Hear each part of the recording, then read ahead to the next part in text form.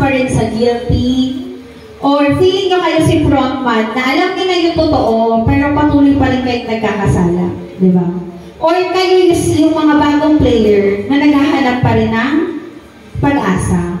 So, good news that Jesus died for all of us. You don't have to play the world game. You can choose God's grace instead. So, meron akong summary ng lahat ng pinag-usapan natin.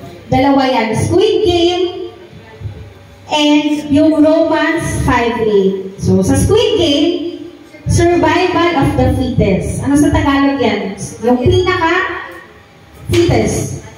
Matibay. Pinaka-matibay. Yun ang magsusurvive, di ba? Pero, next is, anong pa sa Squid Game? Laban para mabuhay. Tapos, isa lang ang mananalo o maliligtas. Pero, sa Romans 5:8, Jesus died for the weakest. Diba? Galing, diba?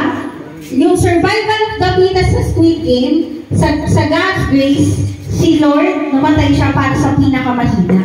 Diba? Next, laban para mabuhay, sa Romans 5:8, tanggapin ang kaligtasan. Diba?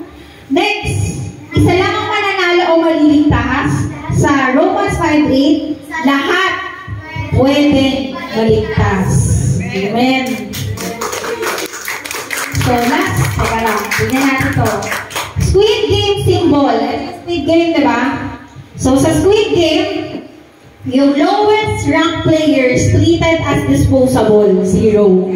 Pero sa God's grace, walang disposable. He loves us even tayo yung pinakamahina at pinakamakasalanan. Next, ito, suot-suot ko ng mga soldier, di ba? So, soldier who obeys order but no real freedom.